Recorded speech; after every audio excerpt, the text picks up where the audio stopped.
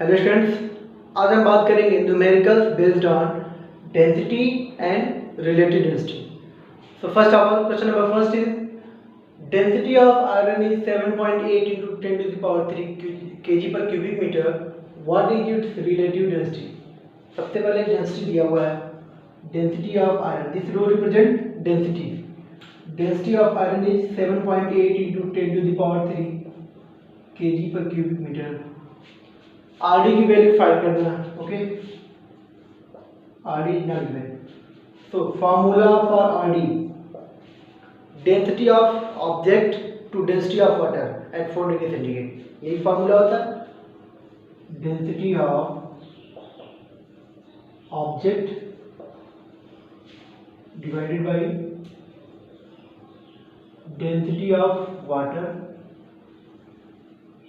Eight 4 degree centigrade. क्योंकि 4 degree centigrade पे water का जो डेंसिटी होगा वो मैक्सिमम होता है, तो फिर उसके रिस्पेक्ट में किसी ऑब्जेक्ट की डेंसिटी क्या है, वही आरडी होता है। ठीक है, now density of object is given 7.8 into 10 to the power 3 kg per cubic meter. Now density of water will be 1000 in SI system and 1 in CGS system. So 1000 से divide कर देंगे, kg per cubic meter, ये दोनों unit क्या होगा, cancel होगा। वैसे भी हमें पता है कि आरडी की कोई डेंसिटी कोई यूनिट नहीं होता। So from here RD equals, ये क्या होगा, ये कैंसिल हो जाएगा। Now we have 7.8, this is RD. Okay, relative density. तो इस तरीके से डेंसिटी पता हो तो हम उसको वाटर डेंसिटी ऑफ वाटर से इसको डिवाइड करके हम आरडी बता सकते हैं। Okay, next question number second,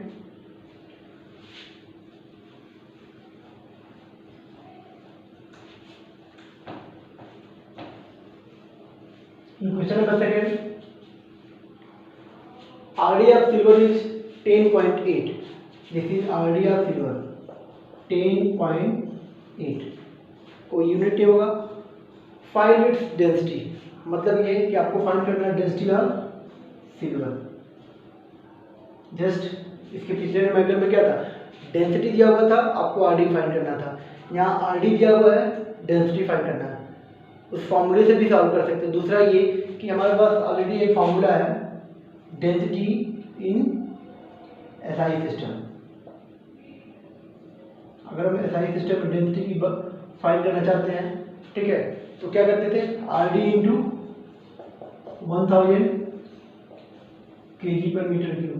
इसी तरीके से अगर हम डेंसिटी ऑफ सिल्वर फाइंड करना चाहते हैं सीजीएस सिस्टम, तो बस यहाँ पे आपको 1000 के जगह पे 1 ग्राम पर क्यूबिक सेंटीमीटर से मल्टीप्लाई करना होगा। ठीक है, यहाँ से क्या हो जाएगा, आरडी की वैल्यू दिया होगा 10.8 into 10 to the power 3 kg per cubic metre. तो इस तरीके से हम डेंसिटी ऑफ सिल्वर फाइंड कर सकते हैं। एक तो ये मेथड हो गया। दूसरा, अगर फॉर्मूले के थ्रू सॉल्व करना चाहते हैं तब क्या होगा, RD equals density of silver upon density of water at 4 degree centigrade.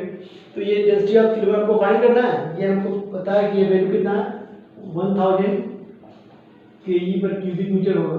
ठीक है, और आपको ये फाइंड करना है डेंसिटी ऑफ सिल्वर, और आरडी की वैल्यू ऑलरेडी गिवन है 10.8। तो यहीं से डेंसिटी ऑफ सिल्वर आपको फाइंड करना रहेगा। तो आप सॉल्व करोगे 10.8 into 10 to the power 3 kg per cubic metre. इस तरीके से आपको या तो इस फॉर्मूले को तो सॉल्व करो, या ये फॉर्मूला भी इसी फॉर्मूले से आता है। ठीक है, तो या तो डायरेक्टली फॉर्मूला ऑफ आरडी से आप सॉल्व कर सकते हो। Okay, next question number third, ये तो हो गया जब डेंसिटी दिया रहा है या आरडी दिया रहा है तो कैसे फाइंड करते हैं। दूसरा ये कि अब किसी बॉडी का weight in air, weight in liquid दिया रहा है या वेट इन वाटर दिया रहा है, तो हमको आरडी कैसे फाइंड करना होगा। Okay,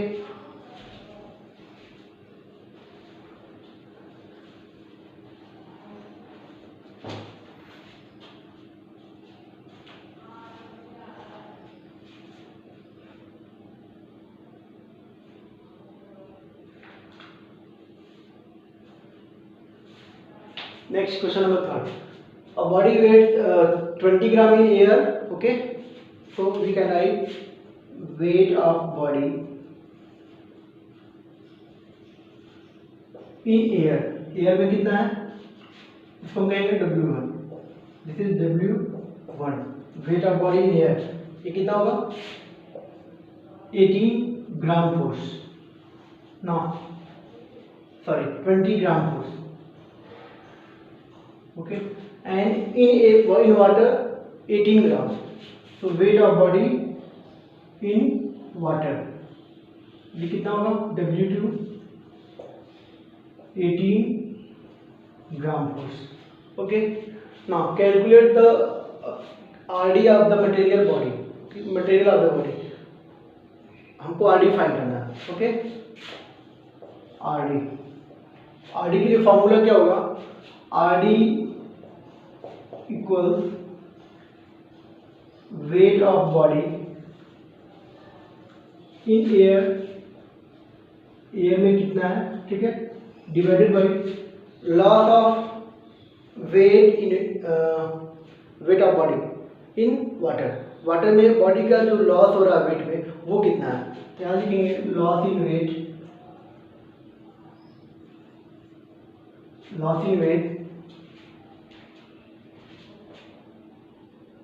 of body in water, okay. ये कितना होगा, इसको weight of body in air means W1, so W1 upon weight of body in air W1 upon loss in weight, air में कितना है 20 है, वाटर में कितना हो रहा है 18 हो जाए, इसका मतलब कितना लॉस हो रहा है 2 का लॉस हो रहा है, ठीक है. तो वो कैसे फाइंड हो रहा है, W1 minus W2, this is RD. तो RD का एक फॉर्मूला ये भी है, जब बॉडी का वेट हमें एयर में पता हो या फिर उसके साथ लिक्विड में सॉरी वाटर में उसका डेंसिटी पता हो, वो वेट पता हो, ठीक है. तो यहाँ से क्या करेंगे, RD equals weight of body in air 20, तो यहाँ कितना हुआ 20 माइनस 18, ठीक है, W1 minus W2, then 20 minus 18, this is 20/2, 10, कितना होगा RD 10. So RD can be calculated using this formula, weight of body in air upon loss in weight, okay. Now next question,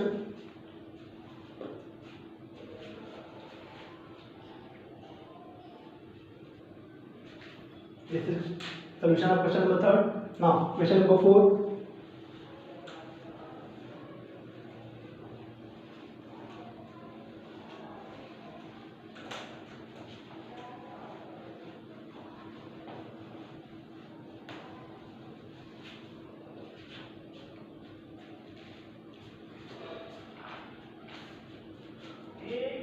question number 4, a piece of stone of mass 15.1 gram is first immersed in a liquid. कोई stone है जिसका मास दिया हुआ है, उसको सबसे पहले हम एक लिक्विड में इमर्ज करने की कोशिश कर रहे हैं, and it weighs 10.9 gram, then on emerging the piece of stone in water it weighs 9.7 gram force. मतलब एक स्टोन है जिसका मास दिया हुआ, पहले उसको लिख लेंगे, मास ऑफ स्टोन 15.1 ग्राम. दूसरा ये लिक्विड में कितना है उसका weight, weight in liquid, weight of stone in liquid वो कितना है, वो हो जाएगा 10.9 ग्राम फोर्स, ओके. अब दूसरा ये वाटर में कितना है, वेट इन वाटर, उसी स्टोन का वाटर में वेट कितना है 9.7 ग्राम फोर्स, ठीक है. Calculate wait of stone, weight of piece of stone in air. सबसे पहले आपको यही पता करना है कि एयर में कितना होगा, क्योंकि अगर एयर में पता होगा तो फिर वाटर वाले के थ्रू हम उसका डेंसिटी फाइंड कर सकते हैं स्टोन का, ठीक है. तो सबसे पहले हम क्या करेंगे, इसका जो पार्ट ये होगा सबसे पहले सॉल्व करना होगा, weight of piece of stone in air, वो कितना होगा, एक्चुअली मास इज गिवन 15.1, तो फिर वेट कितना होगा m इंटू जी, तो फिर इसको हम अगर लिखें डायरेक्टली m इंटू जी, यहाँ से हो जाएगा 15.1 इंटू, अगर हम जी की वैल्यू पुट करेंगे तो फिर वो सीजीएस सिस्टम में हो जाएगा, ठीक है। या फिर अगर हम चाहें इसको ग्राम फोर्स में, ग्राम फोर्स भी एक ग्रेविटेशनल यूनिट है फोर्स का। 1 ग्राम फोर्स में अगर किसी ऑब्जेक्ट का मास अगर 1 ग्राम है, उसके ऊपर कोई due to force of gravity, अगर हम फोर्स बात करें ड्यू टू ग्रेविटी, तो वो कितना होगा, वो होगा 1 ग्राम फोर्स। तो मतलब उस बॉडी का वेट हो जाएगा 1 ग्राम फोर्स। तो इस कंडीशन में हम इसको डायरेक्टली लिखना चाहें तो 15.1, अगर मास कितना हुआ है 15.1 ग्राम है, तो हम इसको वेट को ग्राम फोर्स में लिखना चाहें तो 15.1 ग्राम फोर्स हो जाएगा। ये हो गया wait of stone in air. अब हमको स्टोन का जो वेट है एयर में वो पता है, लिक्विड में पता है, वाटर में पता है। तो सबसे पहला इसका जो थर्ड पार्ट है, ये पार्ट हो गया।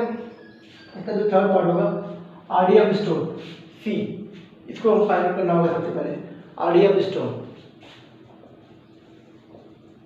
आरडी ऑफ स्टोन कैसे फाइंड होगा?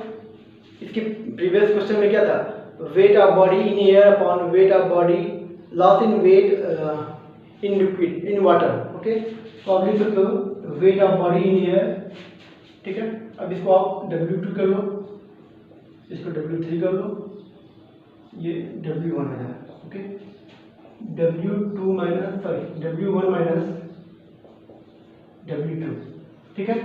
Weight of body in air कितना होगा, ये हो जाएगा 15.1 ग्राम फोर्स। एयर में कितना है 15.1 ग्राम फोर्स माइनस ये W2 क्या है, ये इन water, okay. Wait of stone in water, तो वो कितना है 9.7 ग्राम फोर्स। अब इसको हम अगर माइनस करेंगे 15.1 gram force divided by 15.1 minus 9.7, ये हो जाएगा 5.4। This is 5.4 gram force. Gram force cancel हो जाएगा, तो हमारे पास क्या होगा RD equals, RD of stone equals क्या हो जाएगा 15.1 डिवाइडेड बाई 5.4, और ये कितना हो जाएगा, ये हो जाएगा 2.79, जिसको हम 2.8 लिख सकते हैं। ये हो जाएगा आरडी ऑफ स्टोन। अब हमारे पास स्टोन की आरडी पता है, मास पता है। अगर हमको वॉल्यूम फाइंड करना है in question number second, volume of piece of stone, तो वो कैसे फाइंड करना होगा, मास इज गिवन। अब आरडी पता है तो वहाँ से डेंसिटी फाइंड कर सकते हैं। डेंसिटी फाइंड होगा अगर हमारे पास होगा, तो इसका मतलब है कि मास होने की वजह से हम वॉल्यूम फाइंड कर सकते हैं, ठीक है। इसको देखते हैं पार्ट बी। हमारे पास क्या क्या है, आरडी ऑफ स्टोन है, वो कितना है 2.8। दूसरा ये हमारे पास मास दिया हुआ है, मास कितना 15.1 ग्राम। अब हम सबसे पहले क्या करें, क्यों ना हम स्टोन का डेंसिटी फाइंड कर लें। मास is given in CGS system, तो क्यों ना हम सीधे उसको सीजीएस सिस्टम में डेंसिटी फाइंड कर लें, ठीक है। तो मैंने इससे पहले फॉर्मूला बताया है rho of stone in CGS, ये क्या होगा आरडी इंटू 1 ग्राम पर क्यूबिक सेंटीमीटर, ठीक है। अब क्या होगा आरडी की वैल्यू 2.8 है 1 ग्राम पर सीसी, तो सीधे सीधे ये हो जाएगा 2.8 ग्राम पर सीसी। ये हो गया डेंसिटी फाइंड हो गया। अब हमारे पास मास है, रो है, अब हमको फाइंड करना है क्या volume. Since we have rho equals m by v, यहाँ से हमको अगर v फाइंड करना है तो क्या लगेगा रो m by रो। m की वैल्यू कितना है 15.1 ग्राम, और अगर बात करें रो की वैल्यू कितना है वो है 2.8 ग्राम पर सीसी। तो यही ग्राम ग्राम कैंसिल हो जाएगा।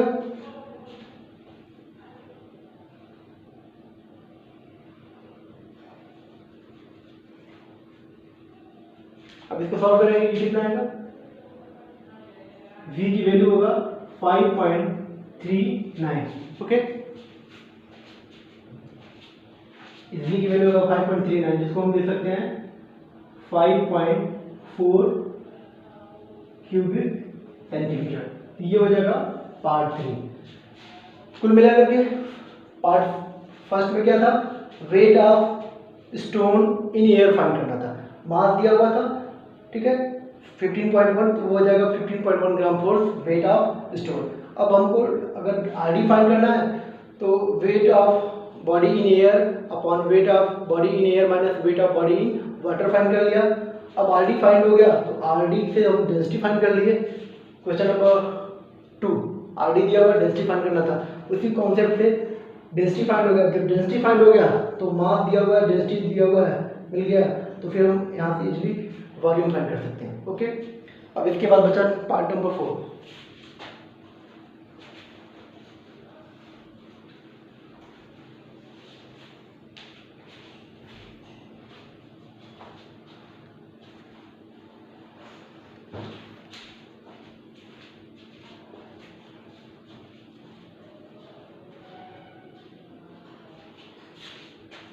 D part, RD of liquid, अब इसको फाइंड करना है। आरडी ऑफ लिक्विड, अब लिक्विड का आरडी फाइंड करना होगा तो क्या करेंगे, फॉर्मूला होगा weight of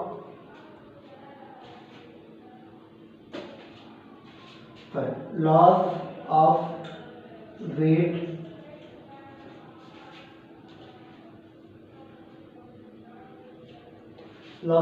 in liquid, okay, next loss of weight in water। ये तब जब किसी ऑब्जेक्ट को लिक्विड में और वाटर में भी दोनों में इमर्ज कर रहा है बारी बारी से, तो उसका वेट अगर हमको पता चल जाए तो वहाँ से हम लॉस इन वेट फाइंड कर सकते हैं। अगर हमारे पास weight of body in air हो तो यहाँ से देखते हैं कितना लॉस हुआ लिक्विड में। पहले एयर में कितना था, 15.1 ग्राम फोर्स, ठीक है, माइनस कितना करना होगा, लिक्विड में कितना था, लिक्विड में था 10.9, ये हो जाएगा 10.9 ग्राम फोर्स। ओके, इसी तरीके से loss of weight in water, तो पहले हमको एयर में लिखना होगा 15.1 माइनस वाटर में कितना था, यस 9.7, तो ये 9.7 ग्राम फोर्स हो जाएगा। यहाँ से हम इसको माइनस करेंगे 15.1 माइनस 10.9, तो ये कितना हो जाएगा, ये हो जाएगा 4.2। ओके, ग्राम फोर्स ये दोनों कैंसिल हो जाएगा, ठीक है। नीचे कितना बचेगा, नीचे बचेगा 5.4 और जी लास्ट में हो जाएगा 0.78। तो इस तरीके से,